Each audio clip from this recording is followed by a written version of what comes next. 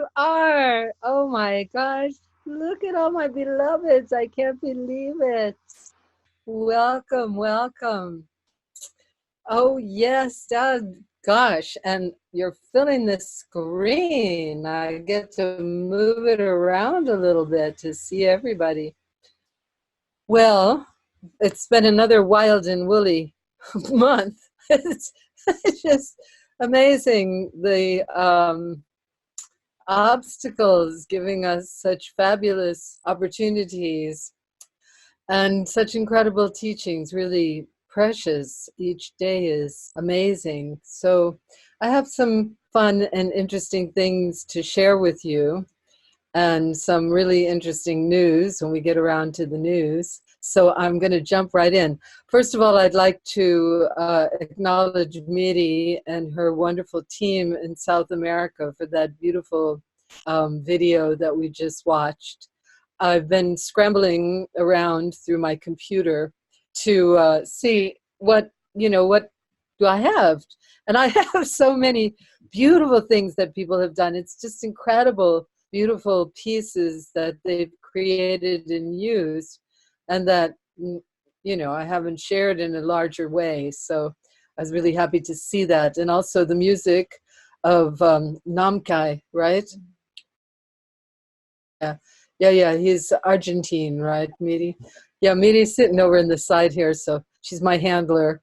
And then we have Joshua over in the cottage, just a couple minutes away if he has to intervene, since we always seem to have some wild glitch going on in our cyber world. One of them being his camera is not functioning, so we don't get to see his beautiful face. But he's there. He's there. He's definitely supporting us in all ways. It's so precious.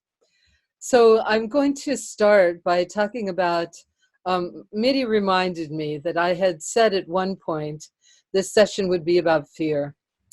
But, and of course I was arguing, because that's what I do, considering that I never really know what a session is going to be like. When I start talking, I look at you and I feel into myself to see what is the most valuable thing for us to do today. But fear is a really big topic for all of us, because it's based in our sense of separation. Now, when things are going crazy, like it appears to be right now in our world, we separate from the causes. We separate from the situations and what's going on.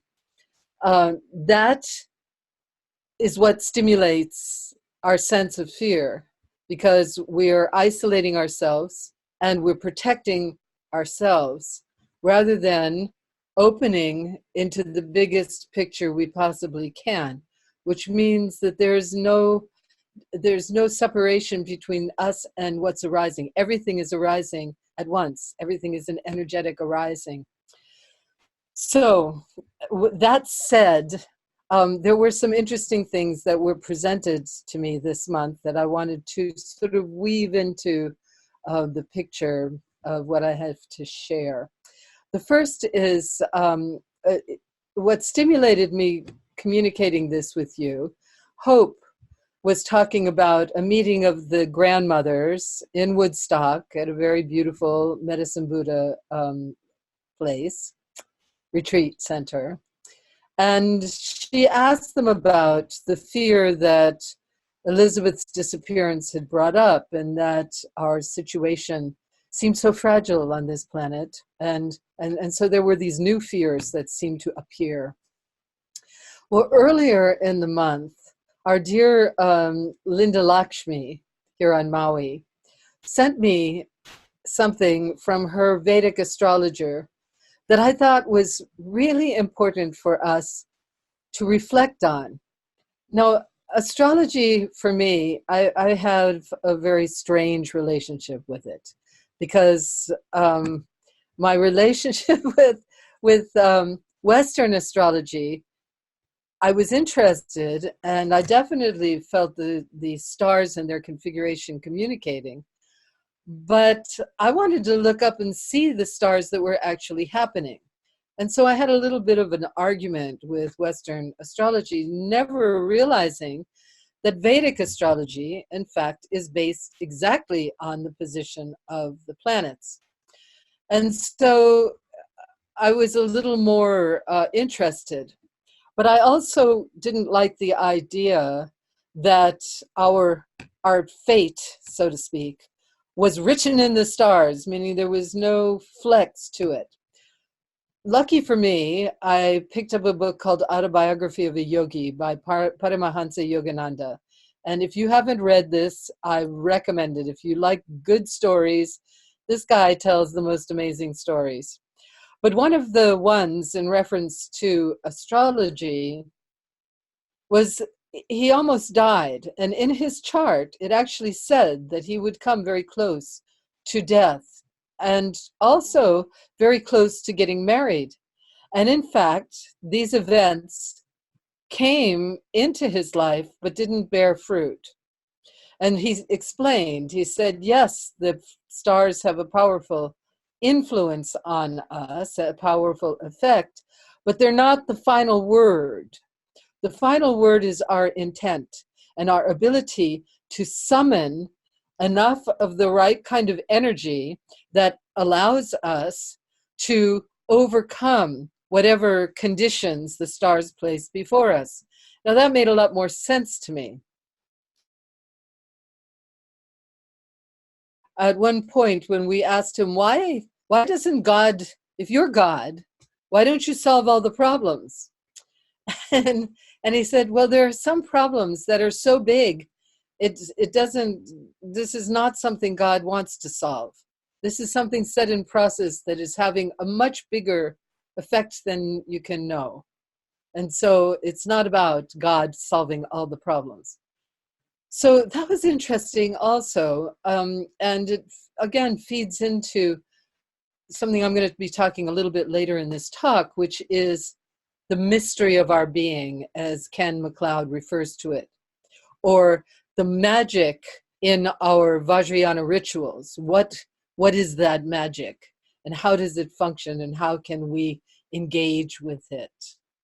So at any rate, this article, you know how I digress, it's ridiculous, but at any rate, this article that Linda Lakshmi sent had some really important points to alert us that astronomically and astrologically, there are some big events happening that are sort of feeding the events in our world.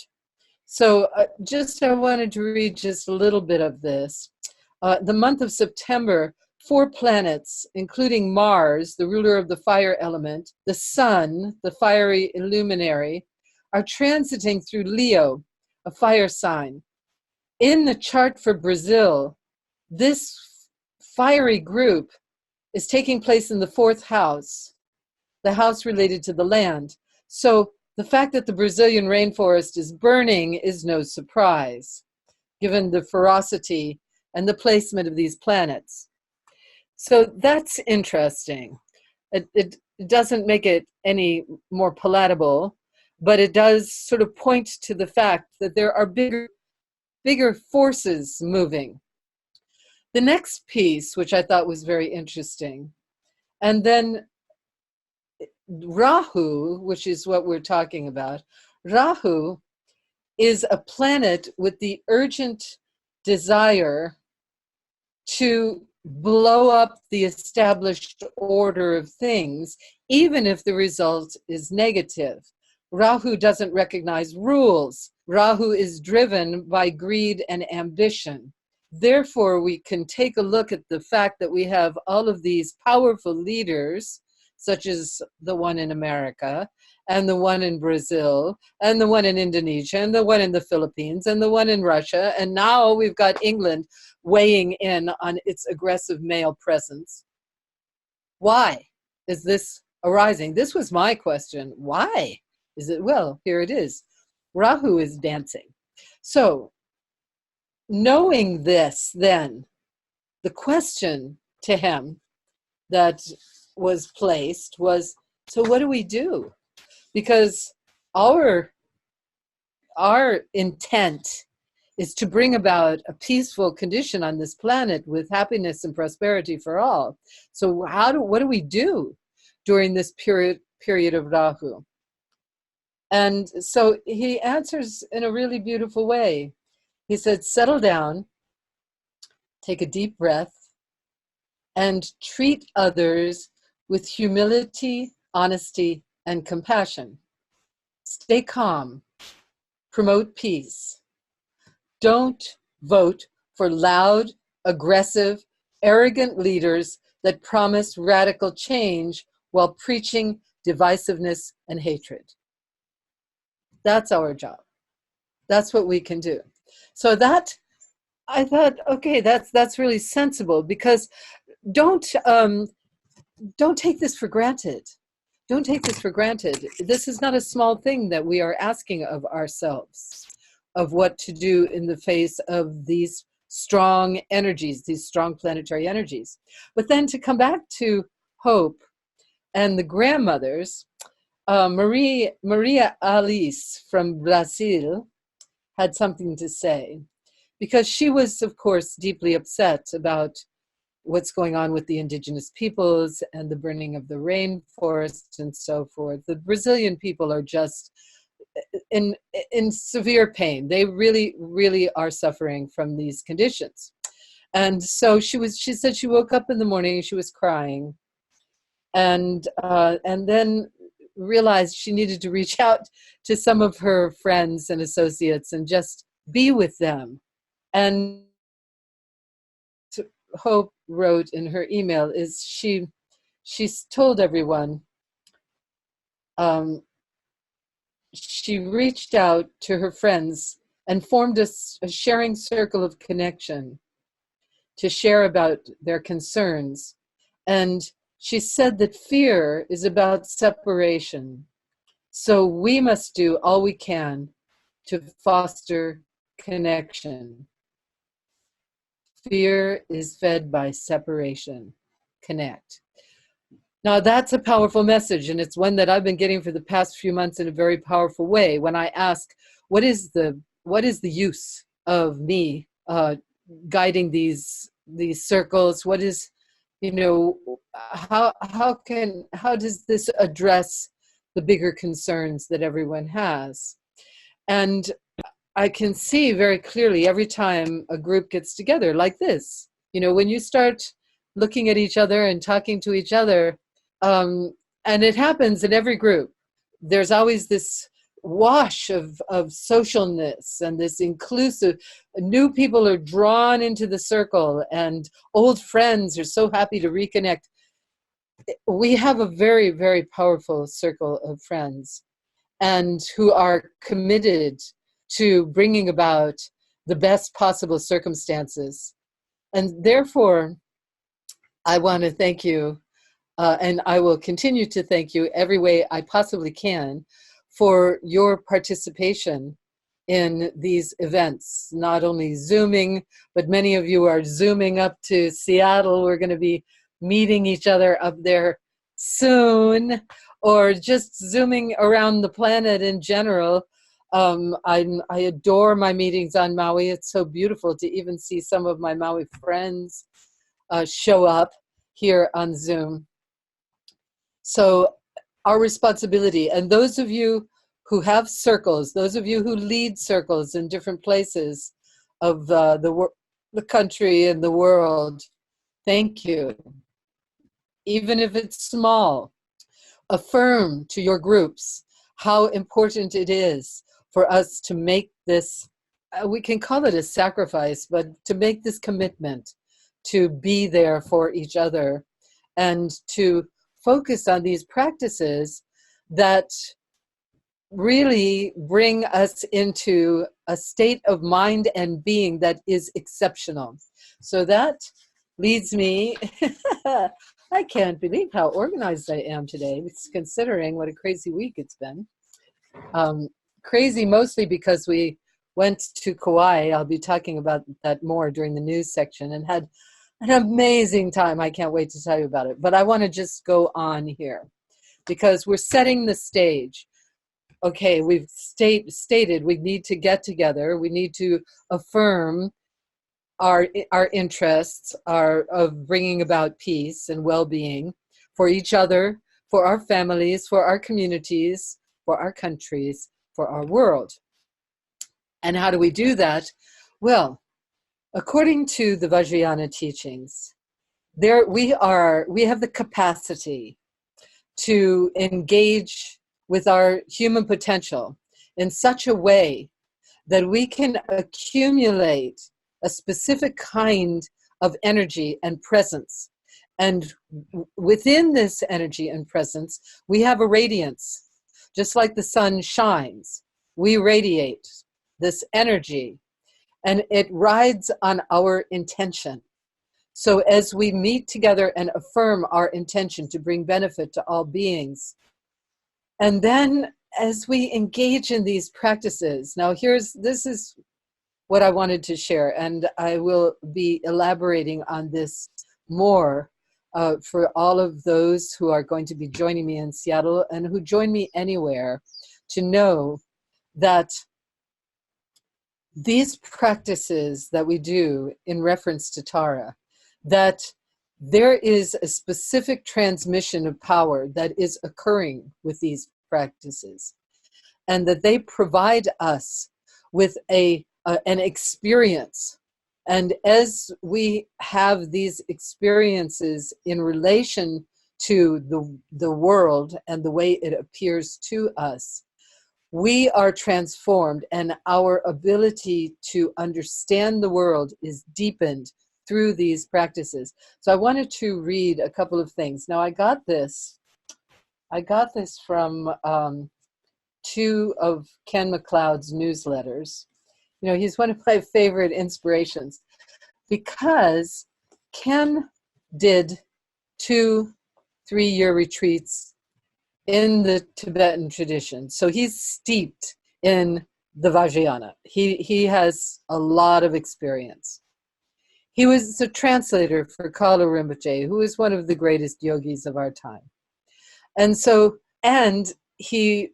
when he came back to the States, he was sick and he was distraught because he didn't think that he had accomplished. He invested all this time and energy, and he still wasn't where he wanted to be, and he had to make a living. So he engaged. He became, he got some kind of license, sociologist, and started working with corporations and corporate people. So he developed this fabulous language. Now, when I met him, I thought, oh, this guy's pretty conservative. And when I read a lot of his material, I think the same. It sounds like he's, because of course he was trained this way. But when I read through his stuff, I realize, wait a second, this guy, he even uses the word magic and sorcery. The Vajrayana, in his words, are magic and sorcery. So in this particular part of his newsletter, he's writing a book about deity yoga. And of course, this is a very big topic for all of us who dance Tara. We want to know and understand what deity yoga is. And so some of his pointing out is just amazing. So magic, what is magic? Magic is the creation of an experience through a combination of energy, intention, and ritual. That's pretty interesting, that whole idea of magic. But then he goes on in this particular piece to say, in our culture, we have denied certain experiences that more indigenous or more ancient cultures they recognize and include in their daily rituals. One is an understanding of unseen beings, an understanding that there are infinite unseen beings of various modes of expression. Some of them are enlightened, some of them are powerful, some of them are not so enlightened, and some of them are downright mean and disturbing. So all of these unseen beings are inhabiting the same time-space continuum that we are. And in fact, they affect us. Now, there are different ways in which we can communicate with these beings, and through this communication, we can have less interference in our life and more opportunity for the flow of this mana, this chi, this energy, this accumulate, the merit, so that as we engage, as we continue, we are able to set our intention as it's recommended by this astrologer, set our intention, hold the image for peace, and radiate out our loving energy. So these practices assist us in doing this.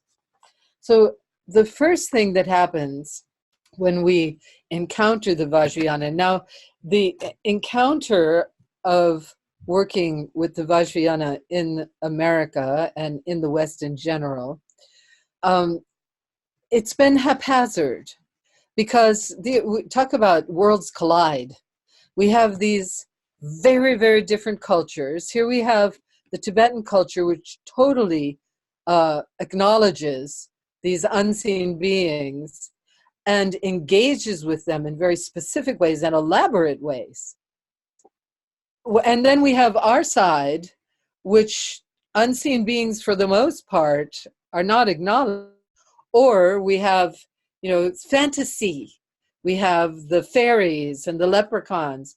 Or we have the one God, which doesn't really give room for all of these other beings that are arising.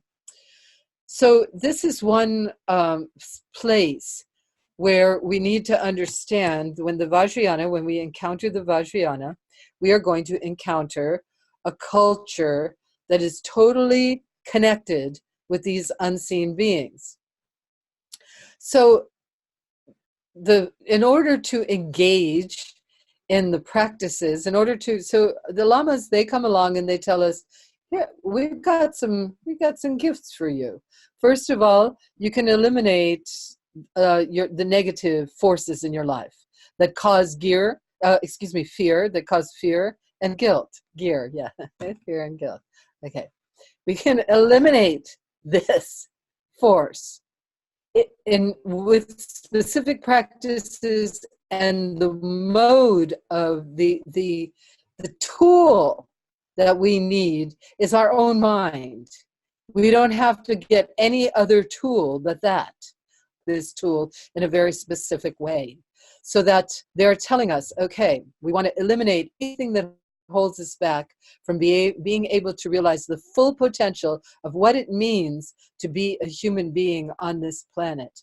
That in fact, there are exceptional opportunities for us here. And so in order to do this, we encounter, first of all, the Fourfold Noble Path. The four, what is it? The four something or others. The Four Noble Truths, there we go. And the Eightfold Noble Path, right. Okay, these are just ways of bringing about stability, because the mind has to be stable in order to see, because we're using the mind now. So the first thing that we're told is stabilize the mind. Stop running after things, grabbing onto them, and fighting people who seem to threaten us. If we can calm all of that down, we can see the intrinsic separation that occurs when we are defending our sense of self. As we penetrate deeper into that, we reveal more possibility for presence, for the mind to be clear and open and incisive. And the accumulation of this energy naturally occurs. Okay, that's the beginning. So once we get those basics in place, and then as I'm working with my students, I always say, you got to do this. We have to have this in place. We have to have the four thoughts that turn the mind in place. We have to be able to observe the truth of the four thoughts. Because if we can't, then we're going to continually be losing our energy. As Lama Tenzin used to tell me again and again, you leak out your energy through your mouth. You leak out your energy. Look and see where the leaks are. So once we determine, we need to really get a good analysis of that. But at the same time then, these lamas present us with this array of deities. And at some point, we're going to be attracted to one of them if we continue with the Vajrayana, which we would call an Ishta Devata as a Hindu, which means a personal god, or an Idam, a personal deity that we are willing to form a commitment with. So in our practice, our commitment is with Tara. And we start with a very basic commitment, which is to do our best. Do our best to manifest our enlightened potential. That's our basic commitment. And that's up to us to figure out what that means. Now, in the Vajrayana, we talk about empowerment. And this is a hot topic. So I wanted to just share a little bit about what that means and how that fits into our Taradhatu mode of being. So in empowerment, I thought this was charming. There are, what are these deities? Are they actual spirits that we can invoke to act in our interests or to enhance our abilities? Now you are the one who has to answer this question. I can't answer it for you. You have to determine, is that a way in which you approach Tara? According to these teachings, perfectly valid. According to these teachings, she is an actual spirit. She has a story, and she is capable of engaging with us as a spirit and that an enlightened being. However, there's another way of engaging with her. Is she a nexus of energy that we can draw on in spiritual practice to transform how we experience life? There's no doubt about that.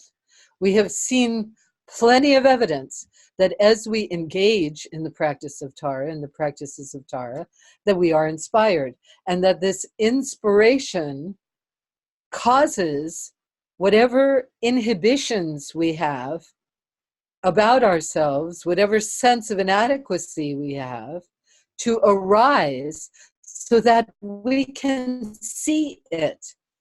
And then through these teachings, we learn, and also through our association with myriads of different kinds of teachings, we determined that we can develop strategy to deal with these negative impulses. And that as we work with them, they become less and less, they grip us less and less, so that eventually we become completely free of their impulse. So when they arise, we can determine whether we are going to engage with them and entertain their information, or whether we are going to simply take note that another energy form has arisen and we don't have to do anything about it. So this is a really important point, and many of us have certainly experienced that. The third way, a symbol or archetype that we can connect with to put us in touch with spiritual or mystical aspects of the human psyche.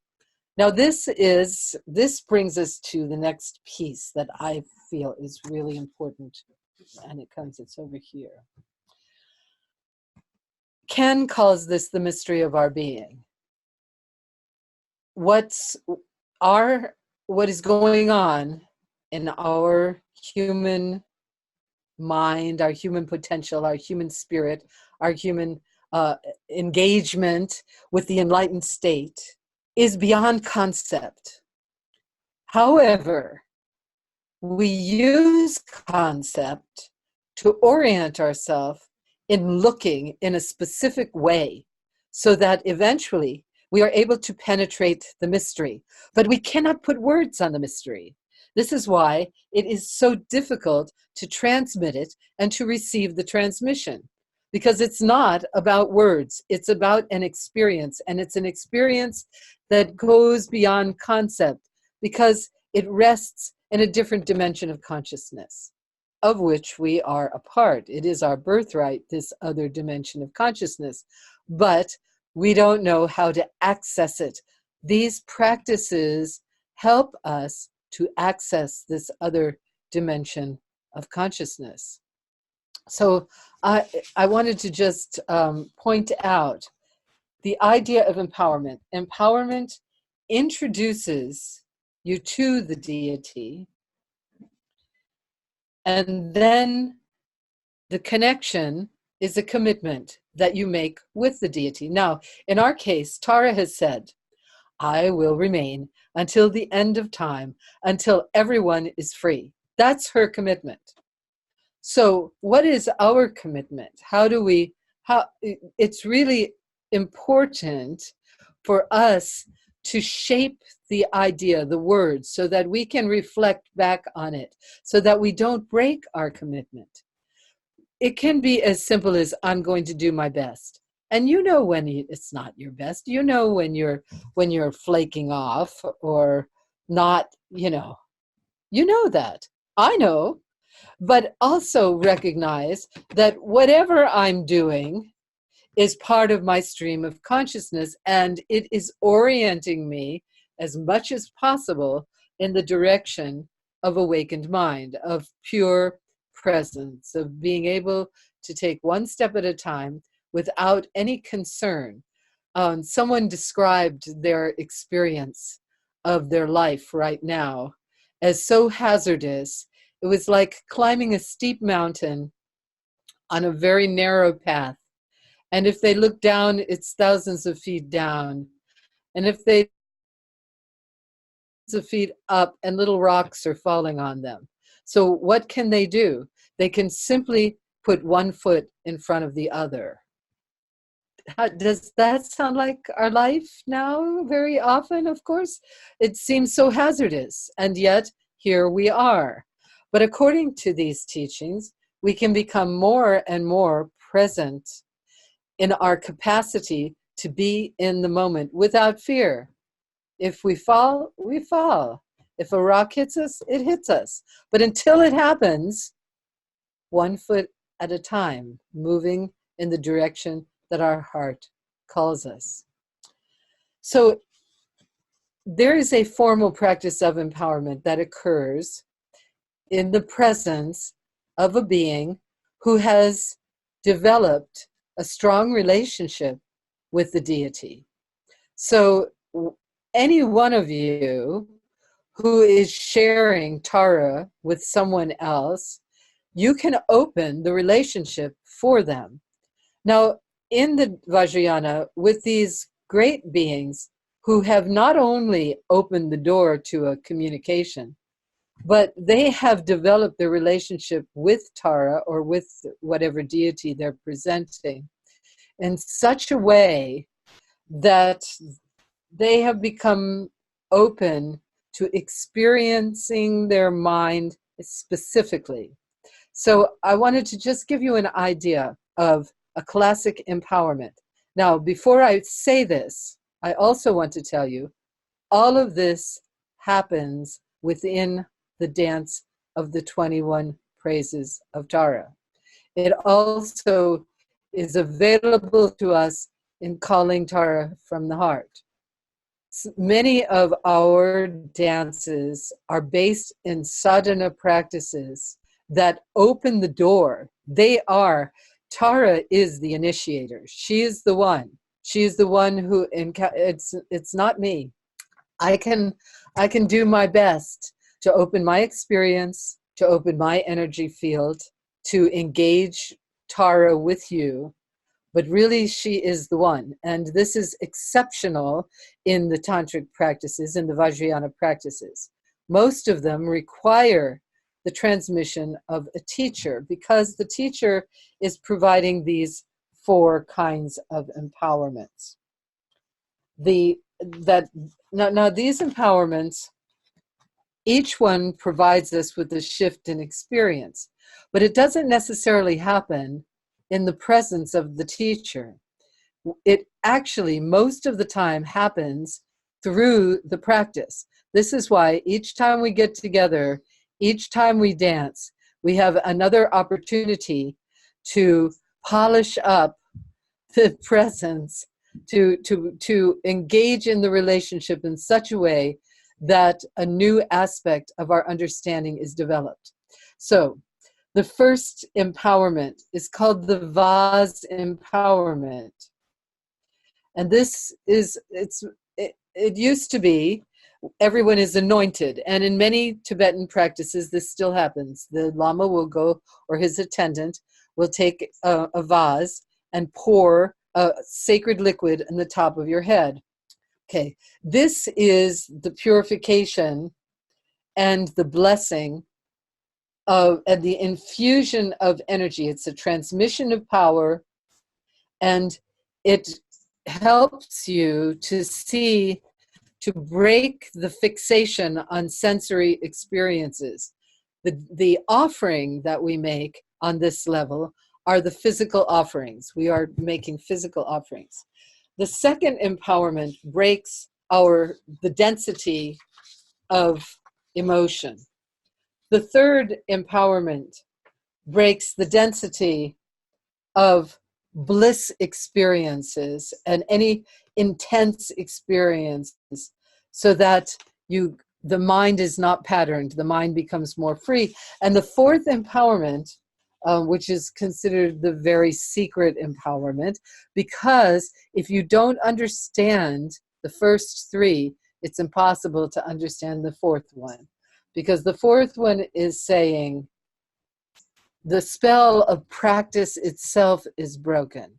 So in other words, there's no doer, there's nothing to be done. There's no one that you're doing it to. Everything is arising in the moment. And this is what happens when we receive an empowerment from a being such as Dhamala, when we go up to Seattle, or, when we receive an empowerment, they are opening their field of experience on these different levels, and they're transmitting that energy. But where the action is really going to happen is when you engage in the practice. Now, one of the things that I've asked everyone to do, that's coming, almost everybody in this meeting right now, that's coming to meet with us in Seattle, I've asked you to do the practice every single day, to chant the practice every single day, because I want as much as possible to provide you with the opportunity as we enter this the space of offering, because now I'm going to talk a little bit about offering. The time is zipping right along. And to understand, in developing this relationship with Tara, with the essence of Tara, with the symbols of Tara that we have within our own psyche, however we want to relate to this energy, the opportunity of developing this through the practice and through the offering, it occurs. The offering is blessed by the ability of us to recognize all of the unseen beings that surround us, not only Tara, although she is always in the center of our offering mandala, but all of the four guests. So I wanted to talk a little bit about the four guests. So let me get that little piece out. I'm going to engage us in a practice of offering. There are many, many different kinds of offerings in the Vajrayana. There are many different kinds of offerings in the Tara Yana, meaning in the practice that you do with me. Because the idea of making an offering, if we are capable of acknowledging the four levels of experience, which is what practice provides us with, they open for us in the practice of offering. Because each aspect of the offering, we don't have to Excuse me. We don't have to think about this. Yes, media is pointing out I have to drink something. Excuse me, everybody, my handler.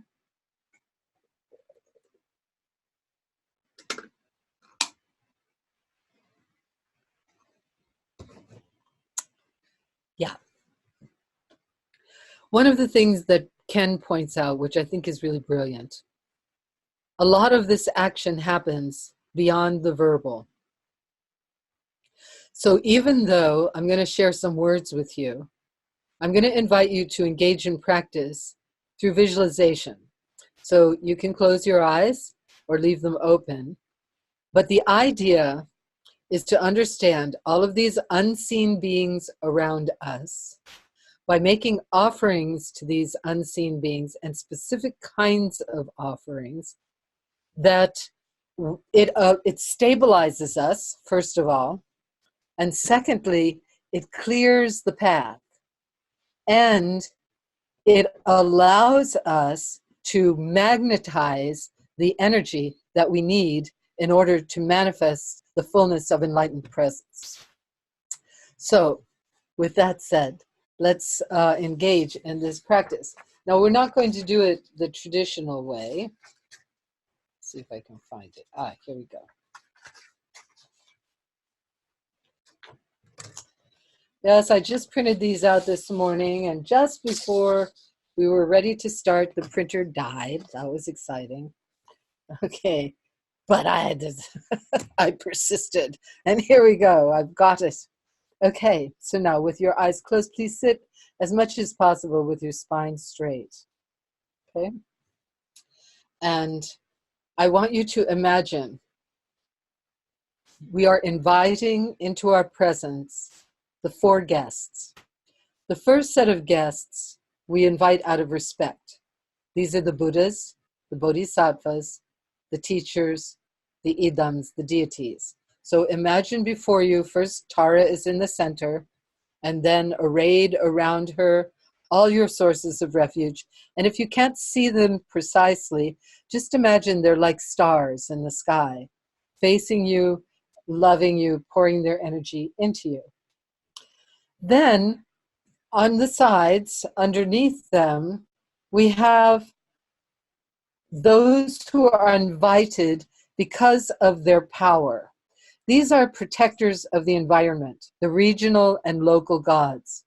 So we imagine that the regional and local gods are also before us. We are inviting them to receive these offerings in order to bring about peace and harmony. The third guest, those invited out of compassion. These are the 6 realms of samsara. So we imagine all the countless beings in the hell realms, in the hungry ghost realms, in the animal realms, the human realm, the angry god realm, and the divine god realm. All of these beings are also before us. They're sitting around us, but before us. They are ready to receive the offerings also.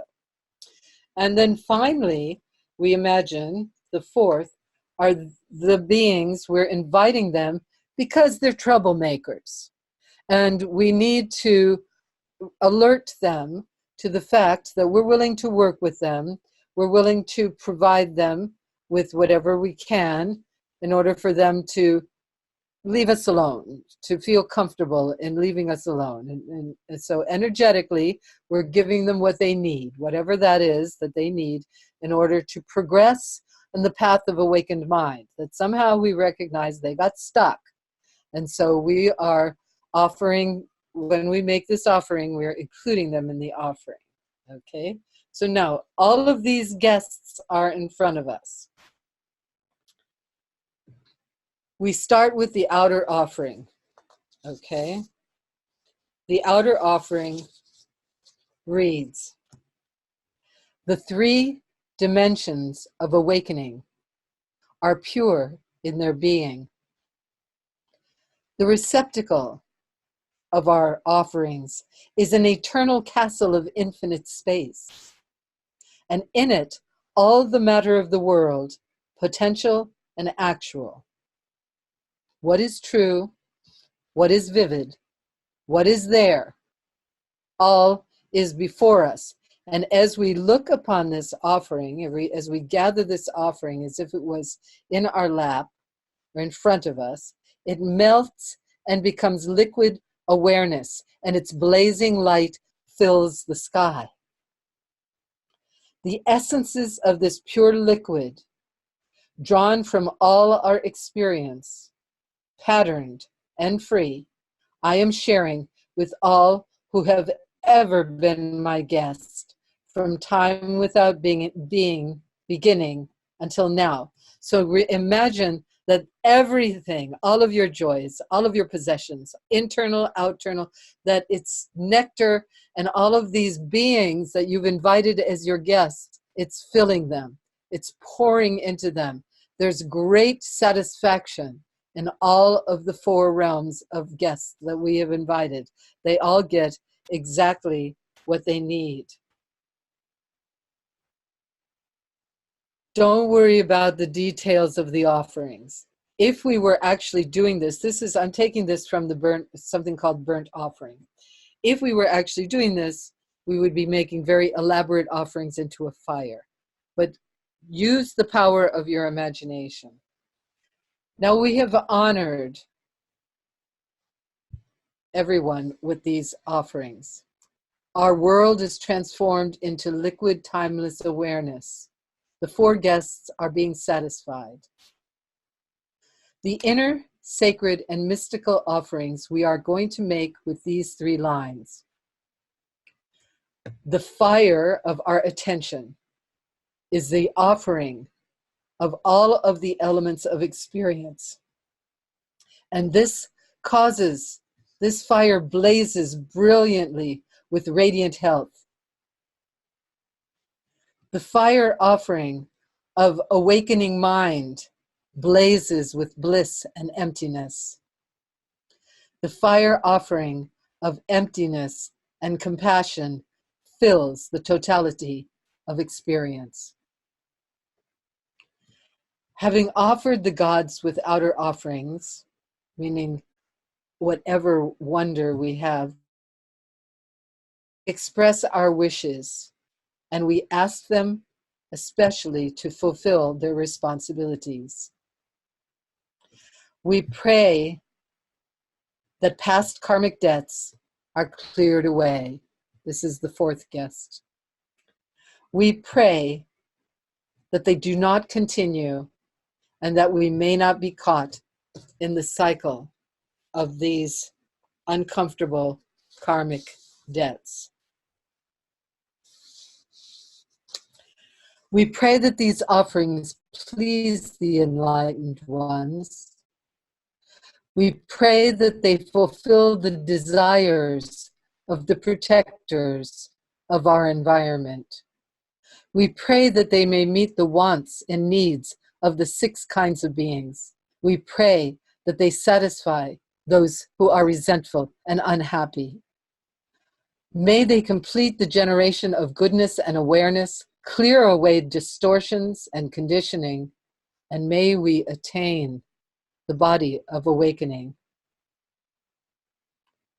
When we ritualize, when we do these kinds of rituals, when we make these offerings, even the simple offering of water, bathing water, flowers, incense, lights, perfume, all of these offerings, when we make these offerings,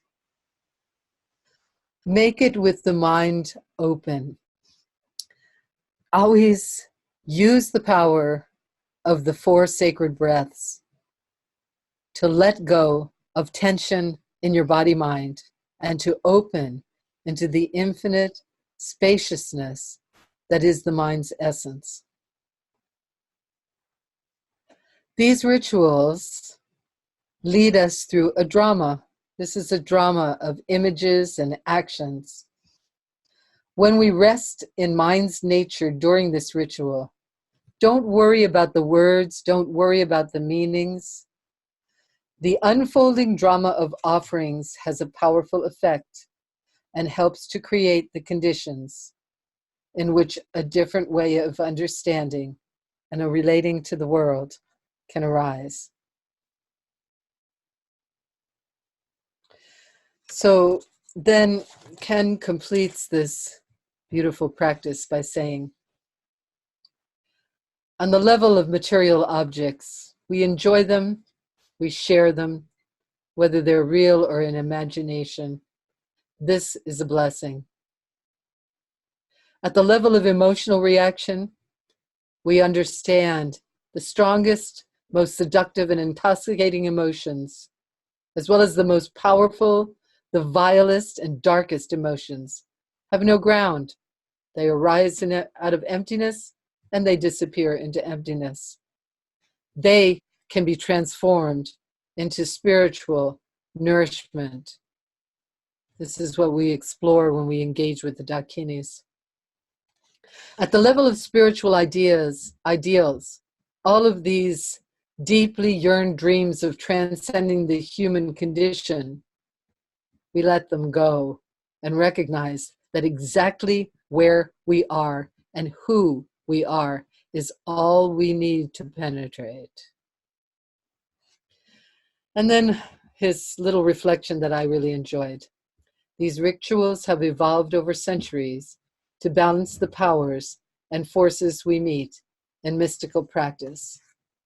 So now imagine all of these guests that you have invited in front of you are very satisfied with this wisdom nectar that you have offered them on all the 4 dimensions of experience, and that you and they and the offerings itself are inseparable. There is no difference.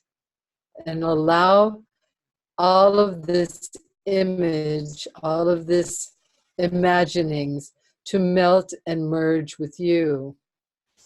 Feel yourself to be in a radiant light body, and feel your radiant light body melting into your heart and melting into a diamond of light and disappearing completely.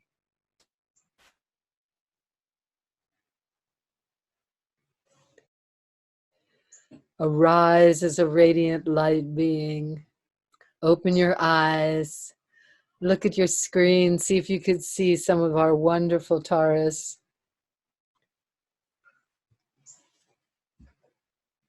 So, offerings, empowerment. That is really what I wanted to share with you. I'm glad we got there. But we had to pass through the fires of Rahu in order to do it. So now I want to talk a little bit about news. Josh has been, actually Joshua, Miri, David, and myself, we have been really working hard to get some interesting things available for you. So Josh is going to put up something on the chat, I guess on chat. Josh, can you tell us where you're going to put your document? It's not quite a document, but I have some links to the new things that we've been creating so that everyone can access them right here in the chat panel on the side. So it's in the chat panel. Okay, great. Yes. Okay, and Josh is going to prompt me if I forget anything because, yeah, it's been a really rich month of activity and accomplishment. So before we get into any of those things, one of them was stimulated. We created, Media and I have been working on some new dances and also polishing off some old dances. And we were so excited about this that when the ladies of Kauai invited us to come and share a weekend, and they said we could do whatever we wanted. And I saw that Friday the 13th was a full moon. I really got excited about that because that is a lot of energy. This is another point for us to take into consideration when we're engaged in these magical practices that are orienting us towards the mystery of our being, which is to understand that there are many opportunities for us to engage in practice in places and in times that are going to multiply our efforts, that increase our efforts. And the full moon is one of them. So there we were on Kauai, and we managed to share one of the things Lama Tenzin had asked me to do was to create a Tara Tsok. This is a practice that has to do with strong invocation of the Dakinis and of all of these various and sundry enlightened energies, and to participate in a party, so to speak. It's a feast, but it's not a feast like, meat and potatoes feast. It's a feast of delightful things, including sexual energies. So we were happy to share that particular piece, the Spring Queen. And I did record it, and now it is available for purchase.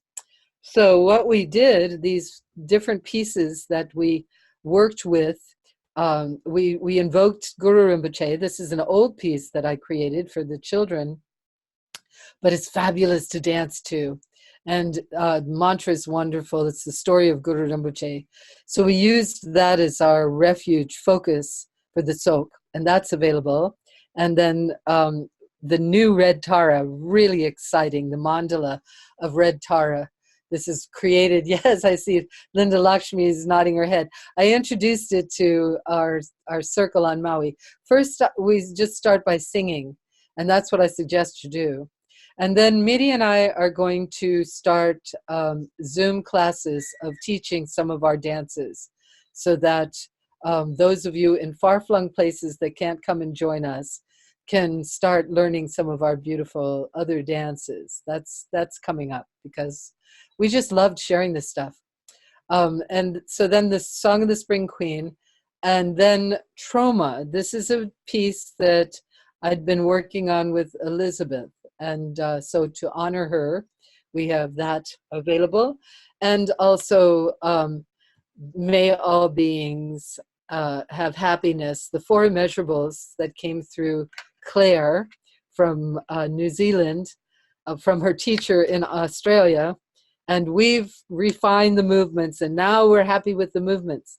So we'll be happy to, we did film a little bit of it on Kauai, but I need to do something a little better. But the music is available. And Joshua has created a coupon. So if you buy the 5 pieces, you can get a % discount on the 5 pieces that he's placed online. So he's going to give you the link. That will be in the chat link. The other thing that Josh did for us, or helped with, is to create a coupon for Anam's. What is the name of Anam's piece, Josh? Joshua, you cut yourself off again? Prayer to the Queen of Compassion. There. Prayer to the Queen of Compassion, yeah. When I approached Anam's people to say that whatever profit there was for this piece, that it would be shared between Dharmata, his organization, and Tara Dhatu, he most graciously said, no, whatever you receive, it should be for Tara Dhatu. So please send this out far and wide. It's such an amazing, amazing poem that he's written. And at some point, I will definitely create some kind of movement meditation using this piece. So I suggest that you jump on that with that. Okay, let's see. What else do we have here? I have a lot of loose pages, so it's not that. It's not. Here we go. Okay. All right. So, yay, Kauai. Now, while we were at Kauai, we went to take a look at Camp Naue. And it's really amazing the work that they've done there. They've cleaned up all of the bunk beds. They have new mattresses. They replaced all the windows and all the screens, and they painted all the buildings. So on that level, it's really up-leveled. Unfortunately, they cut down most of the big trees.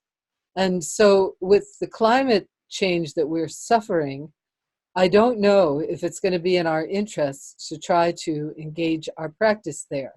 So just to let you know, we're trying to figure out how we could do this. I'm going to ask some of our Kauai ladies to go out there again and check it out for us and see. Of course, now it's September, it's cooled off a little bit, but the heat was really crippling. I must say, I was really affected by the heat, both on Maui and on Kauai. And I don't know how smart it is for us to try to do a dance retreat, considering that's what's going on.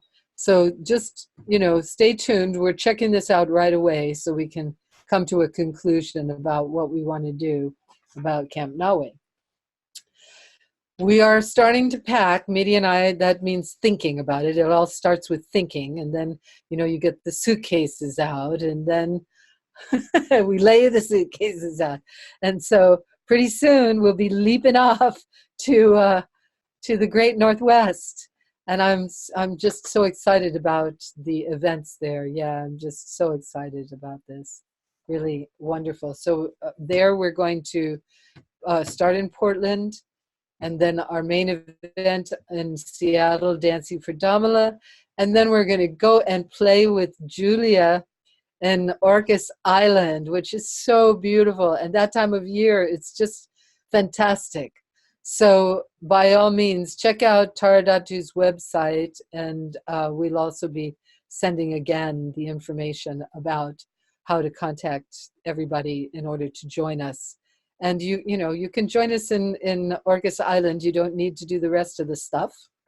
Okay, so Joshua has shared the file, so I think that's there too, the information. And then we have other exciting things happening.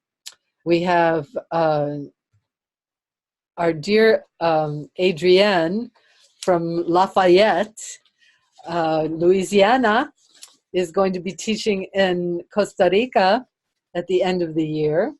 And Parvati is going to be guiding the Tara Mandala in Phoenix, November 8th through the 10th. Then Miri is, after Orcas Island, she heads back to Brazil. And so she'll be leading a Tara dance in Guarapari. And then she'll be leading a retreat in Chile, which you're welcome to join. No. Now it's only waiting list. That's right. The event in Chile is full. But isn't that great that she's going to lead this retreat that's full in Chile?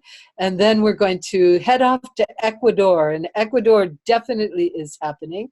We are going to go to Quito, and Cuenca is where we'll dance Tara, hopefully in English and in Spanish.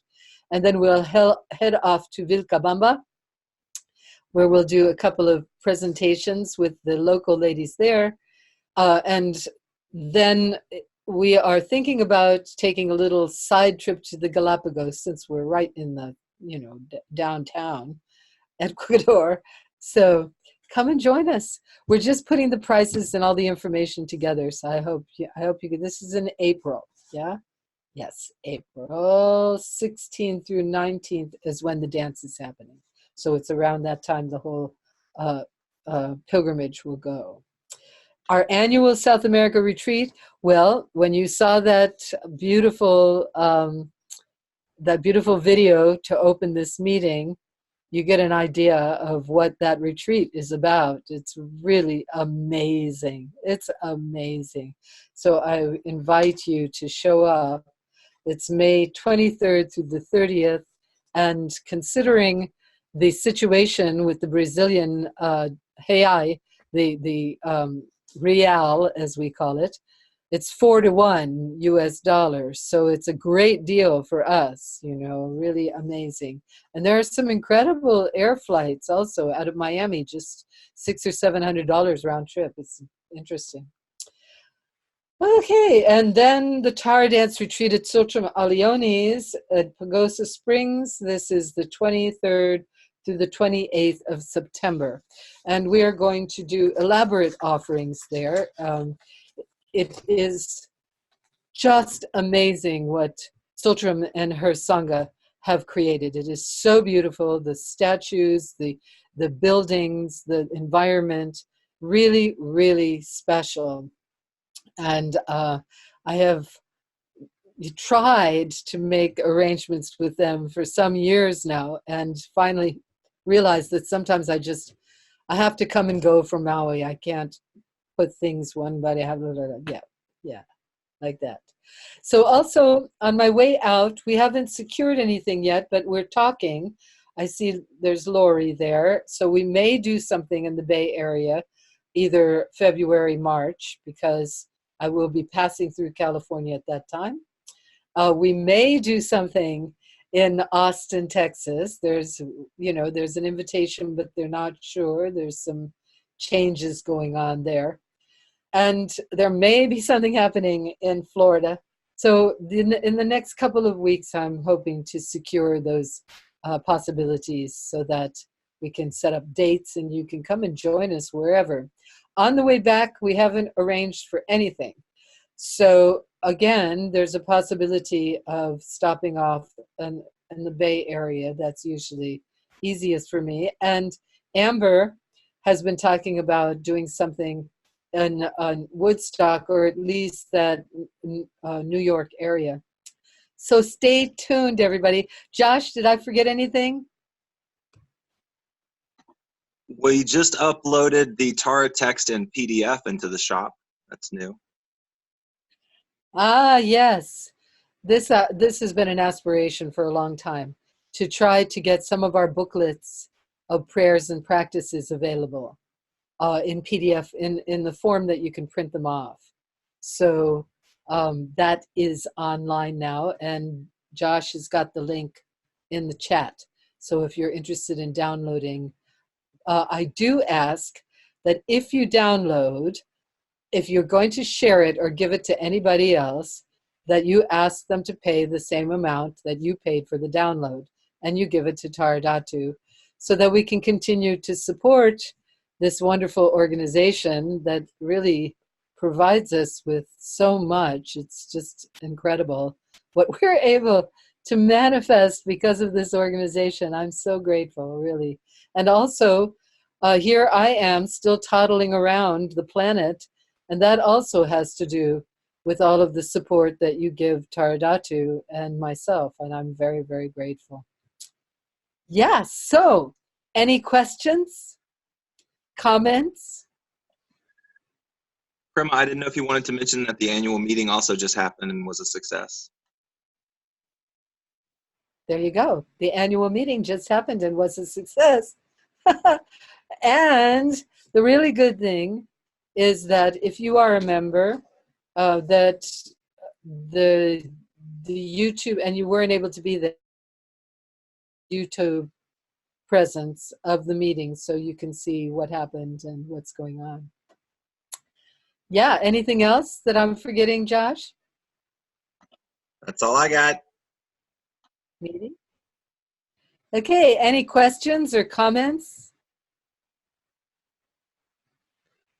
Josh, I see that there are 13 chats. Is there anything there that I need to pay attention to? 13 checks. Chats. Oh, no questions Chats? yet. No questions that I see. Okay, fantastic. Well, then I've finished what I have to say. So if you don't have any questions, I'm going to say see you later, kids. And I'm going to step out of the meeting. But you can talk to each other. It's just so wonderful to see all of you. Of course, I'd love to know what's going on with some of you that I haven't seen in a very long time. Yes, but we can do our private thing another time. Okay, my friends. Hope has a question. Let's see if I can. Oh, okay, Hope. Where are you? Oh, okay. What's your question, Hope?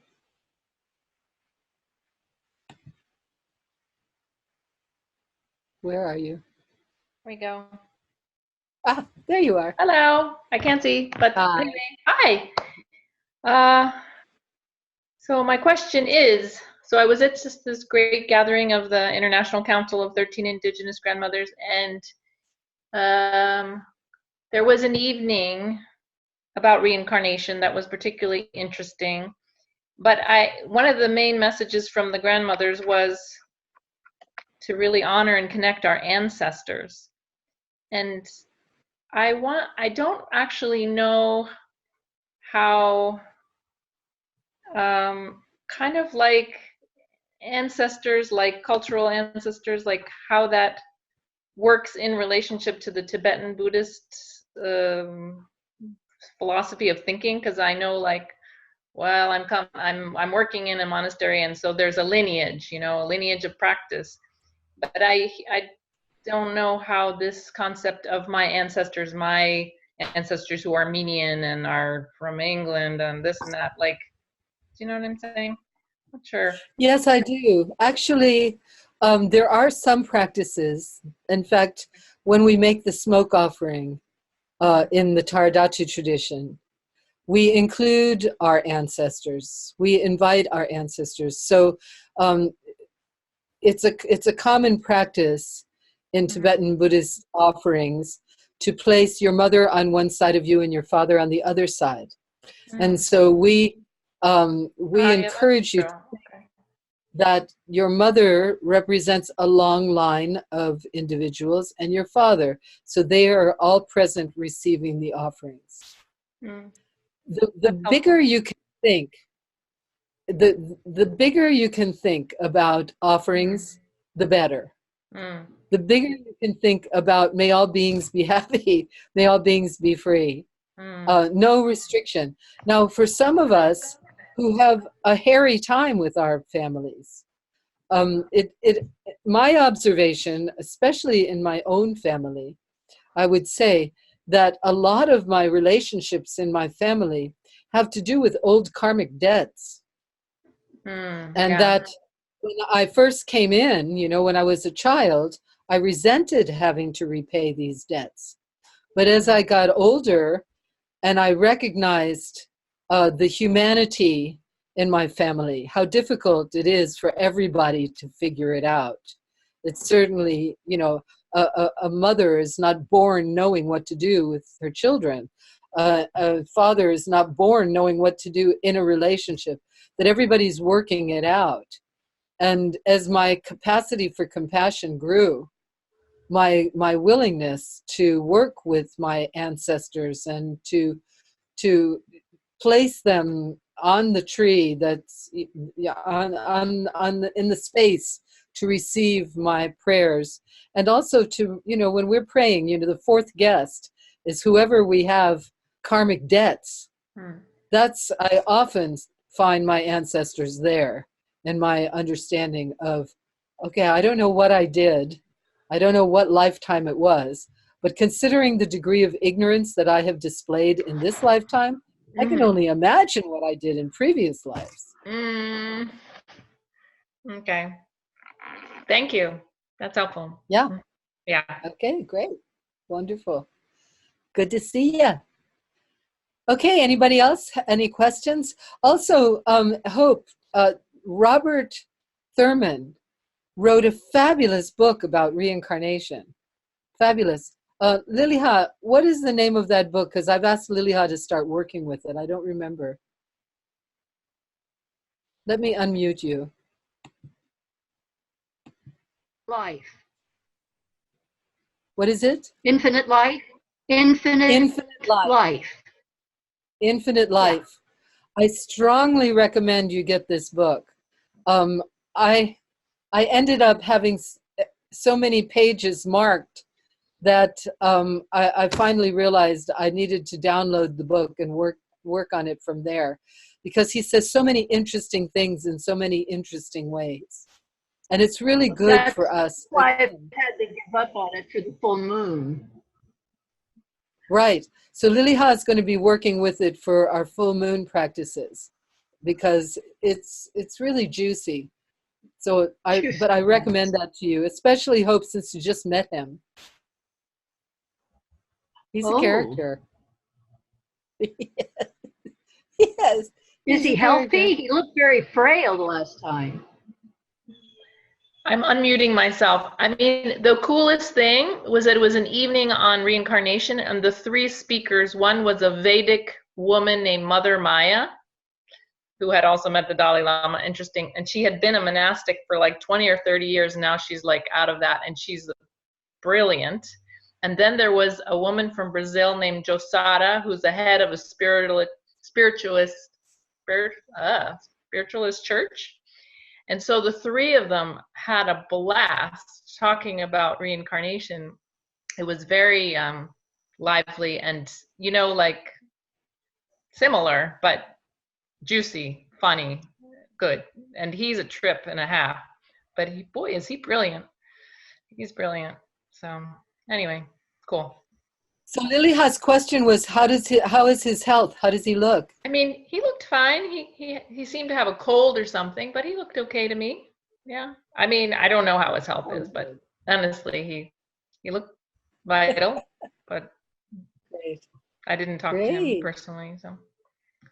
Okay. Thank you. All right, friends. Well, everybody can unmute themselves and say hello to each other. And I'm going to step out and let Miri come forward.